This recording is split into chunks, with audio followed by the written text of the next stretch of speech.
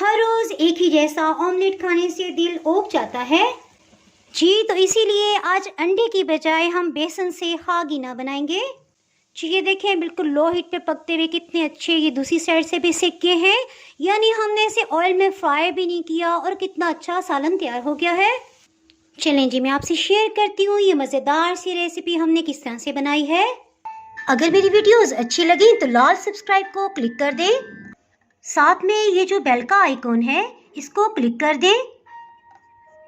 इसको क्लिक करने से आपको मेरी हर नई वीडियो का नोटिफिकेशन सबसे पहले फ्री में मिलेगा। बिस्मिल्लाहिर्रहमानिर्रहीम। ये रेसिपी को स्टार्ट करते हैं। बेसन 1 कप की मिकदार में है और अगर टेबल स्पून में देखा जाए तो 8 खाने वाले चम्मच इस तरह से भर के लिए हैं। इस्तेमाल करने से पहले लाजमी इसे छान लेंगे। इन्हें हम फ्राई नहीं करेंगे, सो बेसन की एक स्मेल होती है उसे ख़त्म करने के लिए प्रोसेस करते हैं। चूल्हे की आंच को मीडियम लो रखेंगे, इसे अच्छी तरह से भून लेंगे। ये क्वेश्चन कैसे कितनी देर भूनना है, तो इसके लिए जैसे ही इसमें से अच्छी सी खुशबू आने लग जाएगी इसे भूनना बंद कर देंगे, क्योंकि इसे ज़्यादा नहीं भूनना, उससे बेसन में कड़वापन आ जाता है। ये एक साथ चम्मच चलाते हुए भूनते जाएंगे। पहले आपको कच्चे बेसन की खुशबू आएगी, 2 से 3 मिनट के अंदर ही जैसे ही भुने हुए रोस्टेड बेसन की खुशबू महसूस हो तो बस यही पॉइंट है, हम हीट को ऑफ कर देंगे। बेसन को फ़ौरन बाउल में शिफ्ट कर देंगे ताकि इसकी रंगत मज़ीद डार्क ना हो। जितनी देर में ये ठंडा होता है इसके साथ ही ग्रेवी तैयार कर लेते हैं। इसमें हम 3 छोटे साइज़ के प्याज का इस्तेमाल करेंगे। प्याज को काटने के लिए या तो आप बारीक ऑमलेट कटिंग कर लें या इस तरह से मोटे टुकड़ों में कटिंग कर लें।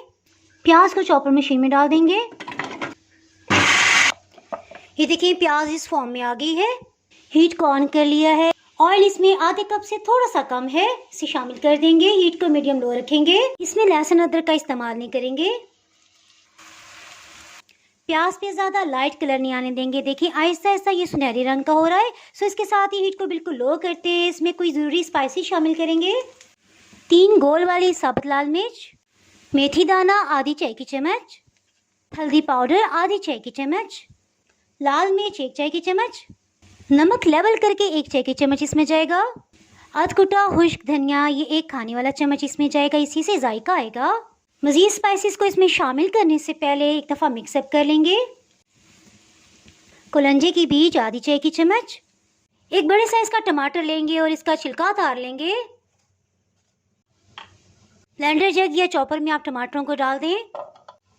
इसके साथ ही इसमें आधा कप पानी चला जाएगा। इसका फाइन पेस्ट बना लेंगे। ये देखें टमाटर का पेस्ट तकरीबन 1 कप की मिकदार में तैयार हो गया है। टमाटर के पेस्ट को इसमें शामिल कर देंगे। तकरीबन आधा कप पानी मज़ीद इसमें डालेंगे और मिक्स करके इसे शामिल कर देंगे। एक दफ़ा इस सबको मिक्सअप करेंगे। ये बॉइलिंग पॉइंट पे आ गया। इसके साथ इसे ढक्कन से कवर कर देंगे। इससे एक तो प्याज अच्छी तरह गल जाएगा और मसालों का कच्चापन भी ख़त्म हो जाएगा। इसके साथ ही बेसन जो हमने भून के रखा हुआ था उसमें कुछ मसाले शामिल करते हैं, उसे तैयार कर लेते हैं। इसमें बस थोड़े से जायके के लिए नमक 1/4 टीस्पून शामिल करेंगे, लाल मिर्च पाउडर 1/4 टीस्पून, सफ़ेद ज़ीरा 1 चाय की चम्मच का चौथाई हिस्सा, 2 हरी मिर्चों को बारीक कटिंग कर लिया है, ये तीखी वाली हैं। अच्छे से जायके के लिए 2-3 टेबलस्पून हरा धनिया इसमें शामिल करेंगे। पानी थोड़ी थोड़ी मिकदार में डालेंगे और मिक्स करते जाएंगे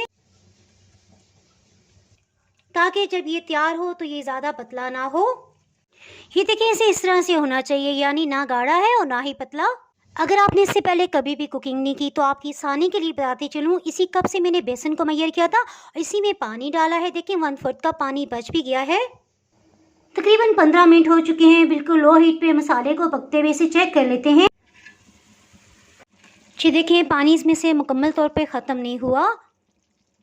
अच्छा सा मसाला बनाने के लिए चम्मच से इस तरह से प्याज को मैश कर लेंगे जी। और यही परफेक्ट टाइम है, बिल्कुल हीट को लो ही रखा हुआ है। इसमें बेसन वाले मिक्सचर को शामिल कर देंगे।